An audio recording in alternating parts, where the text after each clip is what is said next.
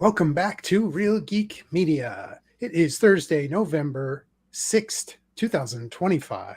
I'm Hayden Stoll. He is author Christopher Michael Blake. And tonight, we are going to talk about a movie so sweaty that you can smell it through your device. Like you could just smell the rawness of it. We're talking about Body Heat. Hayden, you can stand here and be on this podcast, but if you talk about the heat, you'll have to leave. That's basically what he tells her, right? He kind of negged her. Oh, yeah. Yeah. On the board, even though he didn't know that. Yeah, it was. Yeah, I know. It's now, full disclosure, I've never seen this movie until we watched it. Okay. For the assignment.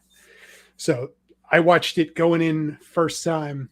Overall opinion. I saw it just 2 years ago. So the same kind of. I think it's very relevant movie because I feel like it spawned all the like erotic thrillers of like the late 80s and early 90s, like your Slivers, your Basic Instincts, all those types of movies. Even I guess Glenn Close and Michael Douglas. Basic Instinct. No. Now, what was the other one? It was the Ferris one. It was the Bunny Rabbit. Yes, like I feel like this was really the starting point for those types of movies, and I was interested like that. Lawrence Kasdan directed this movie, and I am a Lawrence Kasdan fan. I mean, he wrote Empire Strikes Back, Raiders of the Lost Ark, directed Silverado, directed Wyatt Earp. I know he did Wyatt Earp. Really, I like Lawrence Kasdan. So this was a surprise to me that he was the director of this movie. So I liked it. I liked it. I thought it was a nice change of pace from what we usually kind of watch. And I enjoyed it. Like, you have decent performances, I think, all around in this thing. Now, there's only one thing I really need to know, because you know how I grade movies. Oh, yeah. There's a boob scale for sure. And Kathleen Turner is, I mean, look, she's not the cigarette smoking where she's talking like a man like she is today. You're going back to when this was her first film, by the way. Oh, is that right? This is her first film. And let's face it, she's got it going on. Oh yeah, I mean, she's great. You can see why she was picked as Jessica Rabbit after this movie. Yeah. It's I'm whatever. I could give or take with William Hurt. I'll say I thought he was good in this though. I like. I don't know if you've ever seen like Gorky Park. Yeah. A lot of the other William Hurt movies. My favorite thing about William Hurt in all these movies is he's always smoking all these cigarettes, and I think he died of cancer later on, which is a real shame. A really talented actor. Oh yeah, but he's on the dock and he's finishing his run. What's the first thing you do? Pull out the cigarette. He's got it. Yeah, I thought that was hilarious. I don't know, like he's sweating so much on these runs that like. Smoking a cigarette should not be the first option, but as soon as he stops, it's not even like a minute into him in his resting period, he's lighting up. It made me laugh the first time I saw that. I was like, oh my god, this guy. You know what was really interesting? Not really interesting, but like interesting casting was Ted Danson in this movie. The Fred Astaire of lawyers. Yes, I was surprised to see him in there, and I kind of enjoyed when he was on screen. I thought he was, kind of obviously some comic relief in this thing. But I thought he was fine, like Mickey Rourke. William Hurt, he's the defense attorney and the shyster lawyer. Yes. He's not very good at his job. I mean, even the judge is like, I'm going to take sympathy on you at this point. Yeah. And I'm going to give you a no contendere. And, please get your client out of here at this point. And you're terrible. Yeah, and that's how it starts, right? We're introduced right in the courtroom with, the judge basically running him down, like Costanza, Judge Costanza, who's basically the name of George Costanza. It had to be how they came up with the name. And and then Ted Danson's there as the prosecutor, and yeah, so we're introduced to him, and you know, we also see, and we learn early on that William Hurt's character Ned Racine is He's Chad. he's chatty. He'll go with the women. He's going on this thing with this nurse, I guess, that he's had ongoing. And then he's got this other. He's got the waitress on top of it. You know, in the opening scene, he can get basically he pull anything woman he wants. And I don't know how much that lawyer part just kind of. I am a lawyer. Oh, women just drop their pants. I guess it's like. And it's like it seems like a smaller town in Florida. You know, not like super big. It's like kind of like a Main Street town, and you know, there's probably not small, but not big, because they talk about, like, you know, where Kathleen Turner's character lives is the well-to-do section, was Pine Haven or something, right? And you know, oh, the house, there's a big deal made out about the house, and then, you know, but before, like, when we're introduced to her character, you know, he's outside, the setting for this, it's hot, right? It's just hot summer. You know, everybody is just underarms, back sweat, collar sweat. Everybody's just sweaty in this thing. And he's outside, you know, there's like a outdoor performance theater, and we're introduced to Kathleen Turner as she gets up and walks past him. And he's just like, whoa, blown away. Right. And, you know, we were actually just joking about it before we went on air. Like he makes a comment about the weather, or if you're going to talk about the heat, you know, he's the one that walked up to her, though, right? She was just minding her business. I thought that even though we find out later on, well, not everything is as it appears. Yes. So we go from this to them starting this relationship, but you find out she's married. And for me, one of the best lines in the movie is she says, you know, I really shouldn't be talking to you. I'm a married woman.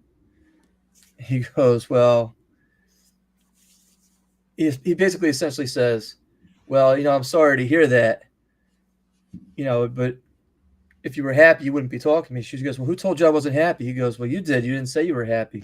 So, yeah, he just kind of has lines for lines for lines, and they're all smooth. Yeah. And it's like he just won't take no for an answer. Yeah. And it's the kind of stalkerish behavior that women put on TikTok today. It is. Like, you know, nowadays, it's like, oh, wait a minute, hold on. Oh, you want me to lick that off you? Or, you know. Right. And this, and that was like, I think the big early on shocking line that kind of, you know, she knew what was, obviously, we watched the movie, she knew what she was doing this whole entire time, right? But she says that line, and it catches him off guard because he thinks he's going to get shot down here, right? But she plants just a little bit of a seed, and just, you know, you're not going to lick it off. And he's just like shocked that she said it, right? It's the wind chimes. Well, then, you know, he wants to see the wind chimes, right? But she plays it very coy, as, you know, he bumps into her, or he follows her to the bar, right? Finally finds her. Yeah, he finally tracks her down. And it's the one bar in Pine Haven. And, you know, she basically is like, you know, I typically don't allow other men to talk to me. And then they go see the wind chimes, and he sees the house, and he's just like, wow. There's a house, there's a little boat. Richard Crenna's loaded, yeah. Richard Crenna's loaded. Richard Crenna. All right, let's talk about Richard Crenna. So Richard Crenna is the husband who's into in the movie for 10 minutes. He's in the movie for like 5 minutes. It's like he's got all kinds of business dealings. He's well-to-do, shady business dealings, likely, kind of implied.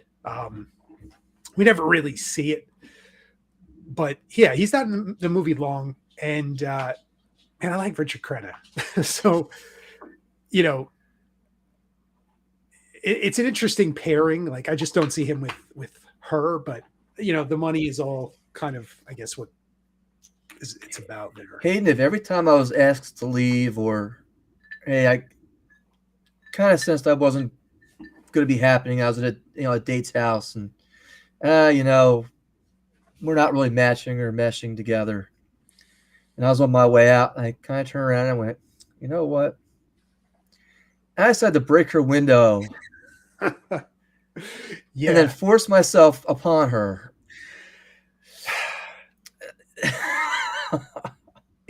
Yes. So like, not only does he doesn't just kick the door down, right? He smashes the whole thing down with like a chair. And she just stands there. It's like, And she's just standing there, not even flinching. And oh, take me, nothing is Ned. really made of the door. Apparently, like they had somebody out to fix it right away, right? Like She explained it away to the maid. I mean, who knows, yeah, right? yeah. Yeah. But then, like once they start getting together, it's it goes from sweaty to steamy, and you get some, for the time. This is 1981, right? So you feel this filmed in 1980, right? Okay, so it's for that time, it's some of this stuff, was probably pushing the envelope. There is no doubt. I mean, I think she said in a couple interviews, Kathleen Turner, that yeah, she's actually walking around with his hand and his penis in her hand. Yeah. She's got her hand up underneath the blanket. She's probably playing with and I give him a lot of credit for not. I mean, how do you not have an erection the entire time? There's no safety coordinators back then, or woke people on set. We got to make sure. We can't. Do this. We can't do that. There's no David Harbour stuff going on with Bobby Brown. I mean, there's none of that. Oh boy. Maybe we'll talk about in the news. Yeah. Something stranger with these things. Yeah. So they start to, get together or whatever. And he continues to play coy with his friends, one of which is a police detective, in addition to Oscar. Yeah. Ted Danson. So Oscar played by J.A. Preston. Not really familiar with his work, but I thought he was pretty good in this movie. I actually would have loved to see him in some more movies with this role. I mean, they could have continued his character doing like PI work or something. That would have been interesting, because his character was solid character, and the way he did the detective work to figure everything out.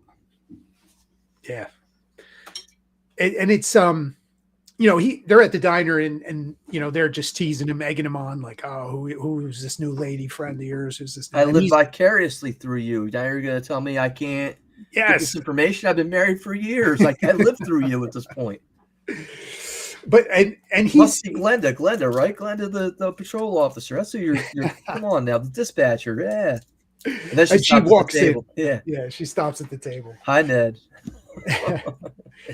And he plays it coy because him and Maddie Walker. Yep. They are like, we have to keep this quiet. Can't be out and about. It's got to be private. And he slips a little bit, with when her friend is over. Hey, lady, you want to fuck? What a line. That line never works for me, by the way. I got to tell you. What a line. Oh, it should have been on the poster. And she's almost reciprocating. She's like, well, you know what? This is a pretty interesting town. Yes. She was highly interested in this. And, that's Maddie's friend from school. And, she's really there to collect the blackmail check that she's kind of getting at that point. We don't know that, though. Right. We don't know any of this. Right. But we find it out later on. And, this, the relationship continues on and on and on and on. And, they get to the point where they are discussing the money, and, she's planting the seeds of, the husband, We can get more. Yes. If we change the will, Ned. Mm-hmm. And you know how to do these things because you're an attorney. You're an attorney. And he tells her, don't change a thing. You're going to get us caught. And anything that's odd at this point is going to just draw attention.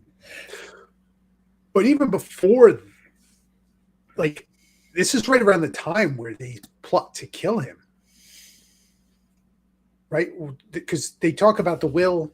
I mean, the will and the plot to kill him and blow up the body, with Mickey Rourke. Listening to Bob Seger. Yeah. So, yeah. I guess it pays to be a defense attorney in this little town. For me, it's when you watch the beginning of this movie, he's standing there at the window in his boxer shorts, and he just had sex with the waitress. And he's not paying any attention. He's not even listening to her. No. He's staring out, thinking about his childhood, about the building that's burning, and he's thinking about, man, my father used to take me there as a kid. That's where he kind of formalizes this plot, and it comes full circle. We're going to burn that building down. He's going to be inside. That's how we're going to kind of come up with this. Yeah, that's a good catch. That is a good catch. That is a good catch.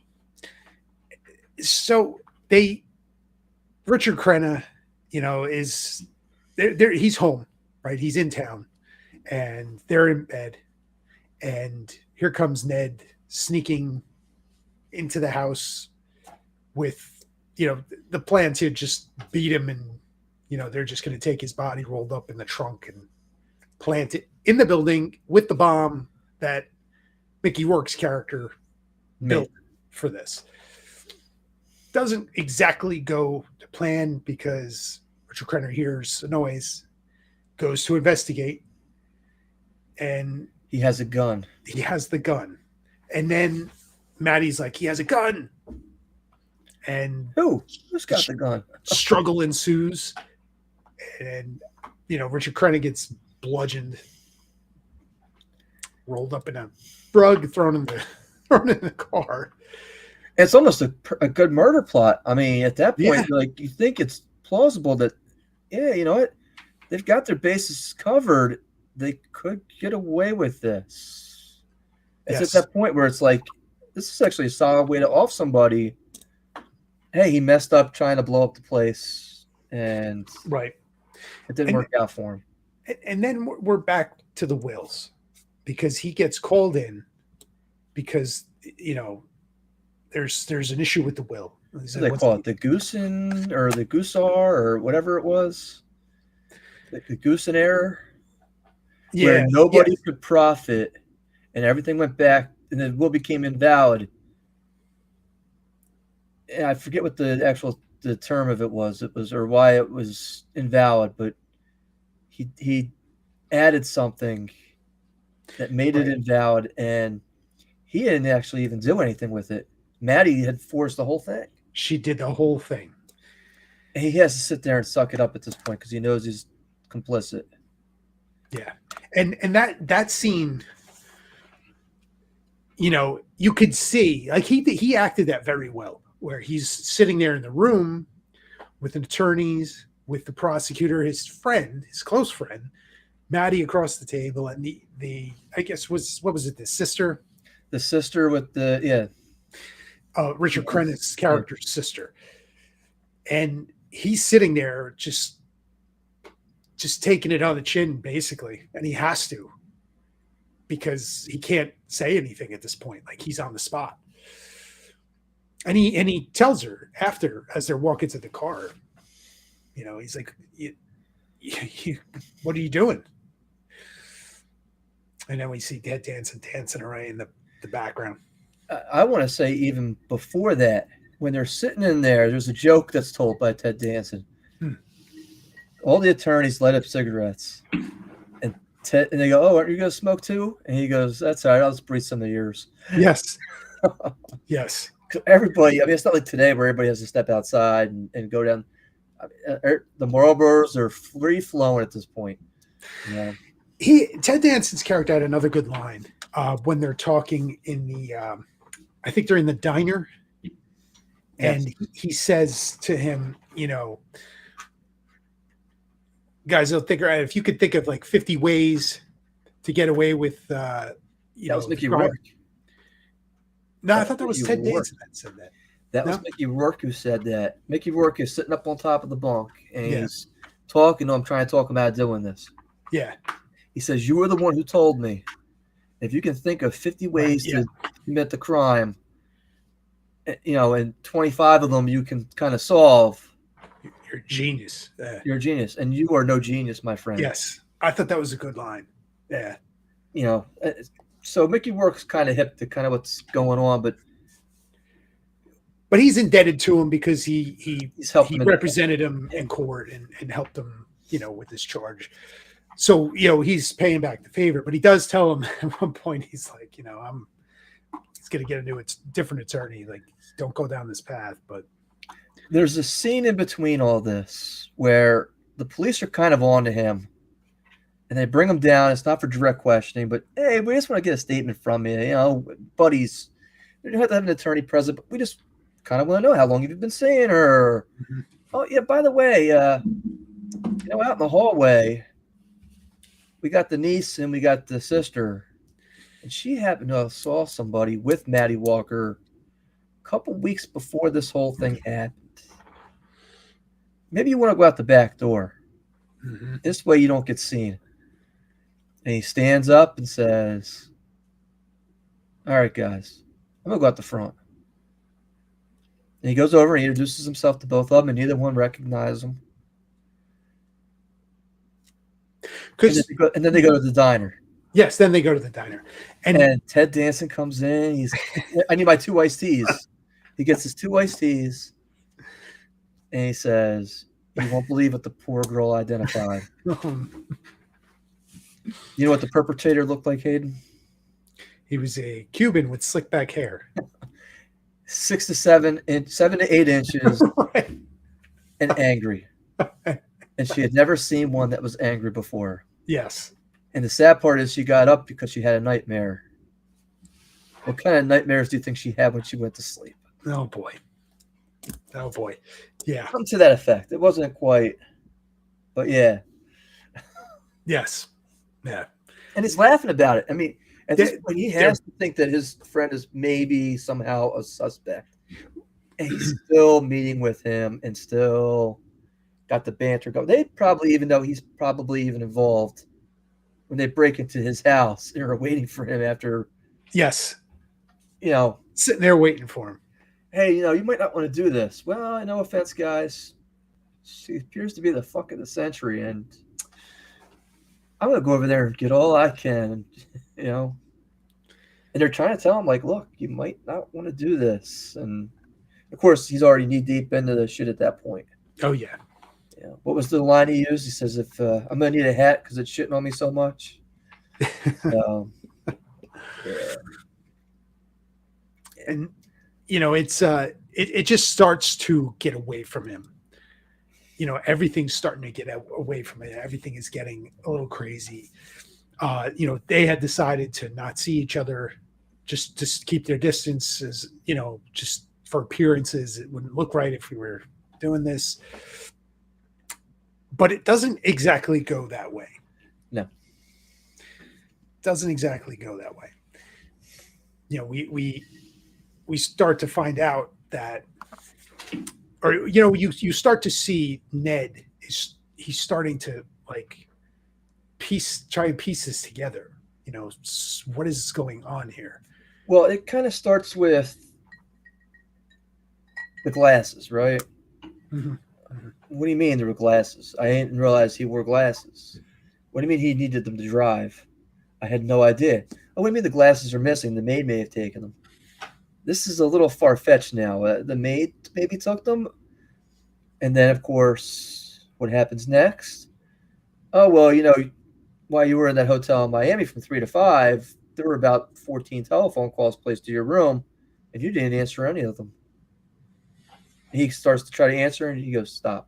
Don't even. I'm letting you know you're kind of being played at this point. Yeah. And this is the evidence we kind of got about you, and this is how close you are to being put away. That's a good friend. I mean, he goes, look, Richard Crenna's character all aside, he was a sleazebag and he deserved what he got. Yeah. I really don't care about him either which way. However, Oscar doesn't quite see it that way. Yeah. Oscar sees a crime and he has to investigate. And all paths are kind of leading to you. Yeah, it goes downhill real fast at this point. Yeah, it sure does. I mean, and then we find out, oh, Here comes Mickey Rourke's character again. Right? What's he tell him? What is he? He tells him the second time, he goes, oh, yeah. This really sharp-looking broad showed up in my shop, said you sent her there. And she wanted a bomb, only this one attached to a door. Yes. How comfortable are you going home that day? Yep. I don't know if I want to walk into my apartment. I think I'm getting a hotel. Yes. And right in the boathouse, right on the door. And he sees it when he pulls up to the house to try and kind of, confront her or find out what's going on. Right. So he slinks along to the boathouse. He peeks in the window and he sees it rigged to the door. But, Oscar shows up as well because he's on it. Right. He's on it. And if only that drawbridge had not been open, he would have made it on time. Yeah. And, the boathouse explodes. Only Maddie was in there instead of him. Or at least that's what we think. Right. That's what we're led to believe at that point. Either which way, it's a win for her. Whether he's there and he dies, or it makes it look like she died and he killed her. It's a win either way for her. Yeah. As long as she disappears. She's already moved the money. Yep. He's already told him, the money's already gone. I hit it all. Let's go get the glasses and we'll be happy together. Yeah. It's, he gets put away for it. So we find that, we see him behind. Before we see him in the bunk, right? He's sitting across from Oscar. Oscar's visiting him in prison. And he's urging Oscar to follow up on it, right? Follow up. This is what happened. I'm almost convinced this is what happened. And Oscar's basically laying it out. We don't have a trail leading that way. Like, basically saying, listen, that's not the way we see it. There's no evidence of any of this. But he, Ned, he's not letting it go. We see him then in the bunk and he's got a mail delivery. And he opens it up and it's a yearbook. And it's apparently Maddie's yearbook. Wheaton High. And as he's looking through the yearbook, he goes to Maddie Walker and Mary Ann Simpson. It's Mary Ann Simpson.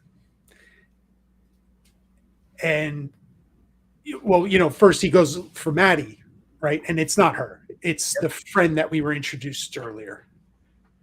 And then he looks up the friend's name, and there she is. It's her. And then it's like, the Kaiser Soze moment at the end of Usual Suspects. I had another opinion on what it was very similar to for me was the ending on Wild Things. Oh, yeah. Yes. I mean, that to me was like the flashback, because then you read the yearbook caption. My goal is to be rich and to live on an island somewhere far away. What? You bring that up, and I feel like Wild Things drew a lot from this movie. But the thing of it is that this movie drew a lot from a 1944 movie, which was, I believe, Best Picture at the time, called Double Indemnity. Mm. Have you seen it? I have not seen it. I've heard. I'm gonna have to watch that. It's again to talk. We were talking about before we came on. I need newer movies, but you talk about. So the basic plot of the movie is an insurance salesman shows up at this rich broad's house, and of course they start an affair, and they come up with a plan to plot to kill the husband. But him being an insurance salesman knows we get double if he dies on a train. Hmm. So if we're going to go for it, we're going all the way. Hmm. And we're going to kill him and then throw him off the train. Interesting. Yeah, so it's brilliantly done. I mean, it's even better than this movie. And being from 1944, you think with Fred McMurray, My Three Sons, or Shaggy D.A., the movie is just so amazing. Double Indemnity, if you haven't checked it out, I highly recommend it. Even though it's 1940s, it's just amazingly done. Can't recommend it highly enough. But overall opinion of Body Heat Hayden. I liked it. I liked it, and I I think it's significant in the sense that it ushered in a lot of that, like that wave of those erotic thrillers that we saw in the late 80s, mid to late 80s and the early 90s. To varying effect, but it's a genre that really was popular in that time period, because I feel like this movie was like the forefront of it. And well acted, well written, great dialogue. Story doesn't really drag much, and it's an interesting story, interesting plot. It's funny because I was watching this with my wife, and she goes, "This is just too slow." Oh, really? Yeah, I mean, that's her opinion, not mine. I did enjoy this movie, but I feel like I enjoyed it more 2 years ago when I first saw it, like, because it surprised me. And then I rewatched it for this episode, and I was like, it just didn't hold me the same way. Yeah. It wasn't good. I enjoyed William Hurt in this movie. Kathleen Turner, again, you get 1 star just for the boobs.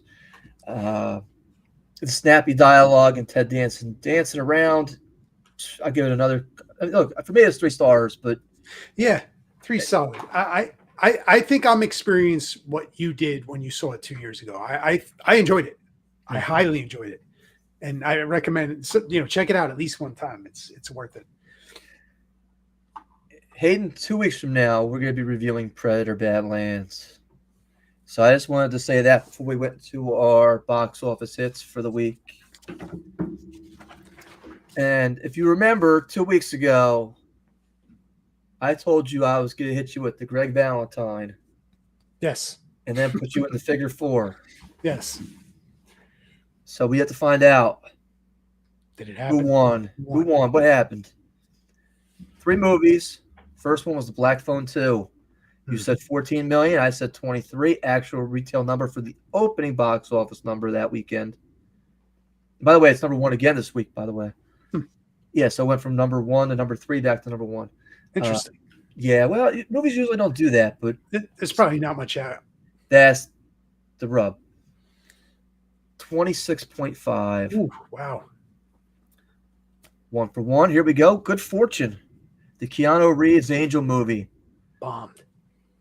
You said 13. I said 11. Actual retail number was 6.2. Bombed. Number 3, Chainsaw Man. You said 45. I said 23. I watched a couple episodes of this,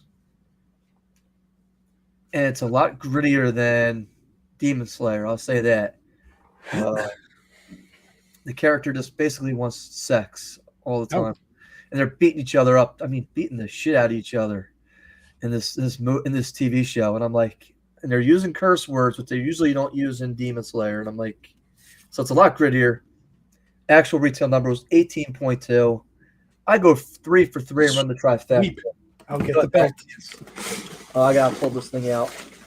It's over. There it is. The champ is here. Where's the music at? Cue the music. Hit my John Cena music. I want the John Cena music. All right, Hayden. We got 3 movies. Okay. All 3 are big box office. Here we go. Okay. So no hidden surprises this week. We tend to do well with this. We're going to start it off. Predators: Badland. Predator: Badlands. I'm going to go first. I got the pick. Mm-hmm. I'm torn all day about this because the reviews on this are outstanding so far. I mean, they're ranking this right up underneath of the original, of how good it is, and Prey and everything. But then I see the box office for Predator 2, and I'm like, only 36%. Yeah, people didn't like Predator 2, which is surprising because I really enjoyed that one. It's amazing. Like Bill Paxton, Danny Glover. Yes. You got Vasquez running. I mean, look, the whole thing. The subway scene. Yes. Morton Downey running around as the camera. I mean, look, I love the whole thing. Love that movie. What was his name? King Willie? I mean, come on. I love it. Yes. But this is an R-rated film. This is a PG-13 film. Is it? Yes. I thought it was R-rated. That might change my number a little bit. You know why they got away with the PG-13 is because the blood is not like while there's probably a ton of it, it's not red blood. It's probably black or purple, so they don't need an R rating. That changes things up for me just a tad. I thought if this had been R, what kind of an impact would this have for opening weekend? I don't think it's going to change much. I still don't think people are going to the movies as much. I'll click it up one notch, and I'm going to say 19 million opening weekend. It's a good pick. That's a good pick. I'm going to go 21. 21. Okay. I was leaning like low 20s, but I think you went down to 19, so I kind of scaled back to 21. No, I was going to say 18. If it had been rated R, I would have said 18. And I think it will benefit because there's nothing out. So I think it'll be a decent opening weekend. And there is a lot of praise and early buzz for this. I don't really know what to make of that. It doesn't really seem like I really enjoyed Prey, and that did not get a theatrical release at all. But that was a very grittier movie. This feels like it's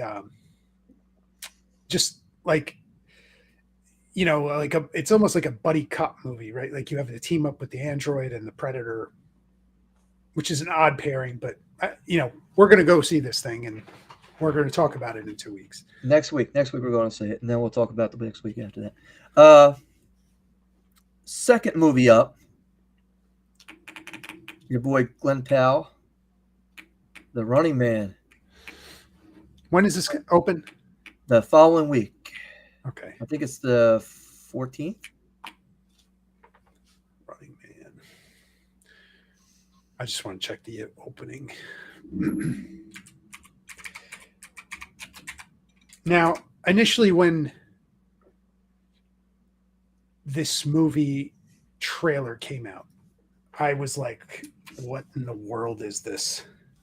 I did not like it. I thought it was just ridiculous. Is it rated R or is it rated PG-13? I believe it's rated R. November 14th. So can't believe it's here already, right? Like we've been watching this trailer now for like 6 months. Yeah. Now, has it looked any better? Here's the things that interest me about this movie. Edgar Wright is a solid director, and I tend to like the films he directs. The guy who wrote it, Michael Bacall, he wrote the 21 and 22 Jump Street movies, which I still find hilarious. The first one is hysterical. So I'm intrigued because the people that are behind this are people that I enjoy their films. Not really sold on Glenn Powell as a carrying of movie. I like Twister. I think that was a Top Gun. I think Twister was a good role. Top Gun, he was a side character. But still. But in Twister, I could buy him as that. It's hard for me when you have somebody stepping into the shoes of a character that Arnold played. For me to buy it. I think no other movie speaks to that as did Total Recall. That is a perfect example. Although the script was trash. Yes, but your example is spot on because Colin Farrell, in very much a similar way, is what Glenn Powell is right now. Same kind of wiry guy, leading man, younger star. Very much the way Glenn Powell. Younger star. I think he's probably a little bit younger than us. I mean, who Glenn Powell? He's probably in his 30s. I think he's probably a little bit older than that. I would say 40. 37. Yeah. Okay. But still, that's not. I just don't know. I think it will do well because he's kind of the Hollywood pushed it actor right now. So I think it'll do well. I'll go 24.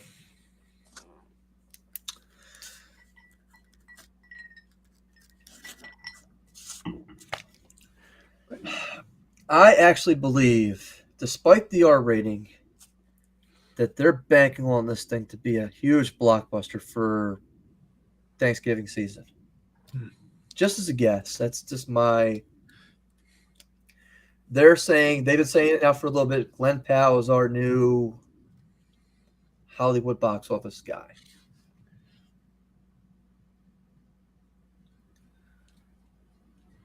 I wish this movie was PG-13 because I think it would draw more people in.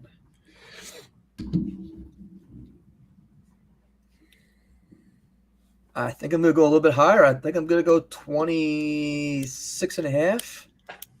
I'll go 26 and a half. I really think I could do better than that. I'm definitely going higher. For sure. Higher. Yeah, gotta go higher. The last one is the sequel to a sequel that nobody's really kind of asked for. Now You See Me, Now You Don't. Ooh. Good franchise. Yep. But let's face it, I don't think anybody went to go see part 2. I love the first film. The first film was like, wow, I almost thought it was like magic on the first film. Yes. Because it was very well done. It had trick upon trick upon trick, and they worked everything back in. But they didn't duplicate that for the second one. The second one was very hokey for me. And it almost felt rushed, like we had to get this out.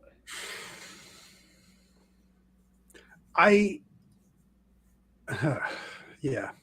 So I will give you the number, if you don't mind. Yeah, go ahead. Again, you're competing against the Running Man. This is going to be more PG-13.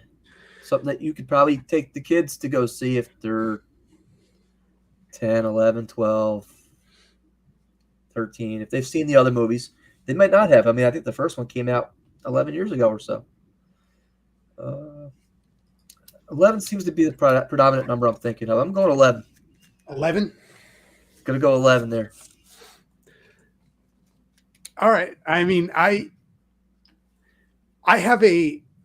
feel like this movie is going to be like in the same vein that Jurassic World Rebirth made all that money over the summer, even though it was like a very mediocre film according to critics.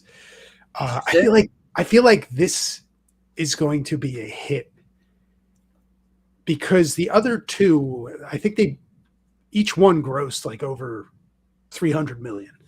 And Now You See Me, Now You Don't too. Gross that kind of money? Yes. And I think opening box office for that weekend. I think because you're talking me into this here. You're talking me into this. You said 11. I'm gonna go. Hold on. I think it was 15. Caucus. 15. Caucus. You picked a safe number here. Hold on.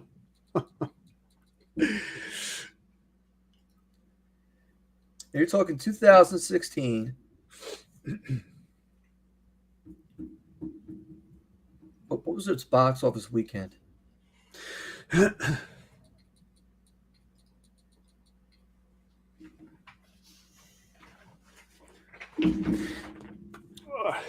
Yeah, domestic box office opening weekend was 22 million. But that was almost 9 years ago. Yeah, it's true. I still like 15. I think it will do well. I think the theaters right now are starved for things, and there are going to be Predator, there's going to be Running Man, there's going to be this options, but I think it'll do all right. I mean, this is a franchise. How many people are waiting for Wicked to come out the following week? See, you have every week now. There's a movie that trumps the week prior. Let's face it, Wicked's going to be huge. It's going to clean up. It's going to make all the money. Yeah, I haven't seen the first one. Look, then you have not been infected then. I can only tell you that. You saw it? No, I had to watch it with my family. Oh, dude. They chained me to the couch. And I tried falling asleep twice because it was so terrible and so bad. And don't get me wrong, like, this is the conundrum for me, okay? This is what I live with. This is what I think about in the car ride to work. Ariana Grande used to be so hot. I mean, the dresses, the legs, everything. But her personality is like under my shoe.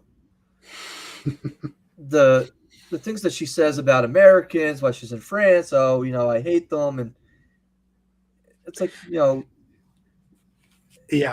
okay. And then there's, she looks like she's anorexic now. Yeah, she does not look healthy. And then she went from like Roy Tan to even whiter than me. And those are scary prospects. It's like, so I don't know how many mental health issues are kind of going on there. But this is what I struggle with. It's like, but no, I had no desire to see this. Unfortunately, I know I'm going to be drugged somewhere and tied up and stuffed in a suitcase and drugged to the movie theater eventually. Against my will. Yeah. So, hey, we have our numbers.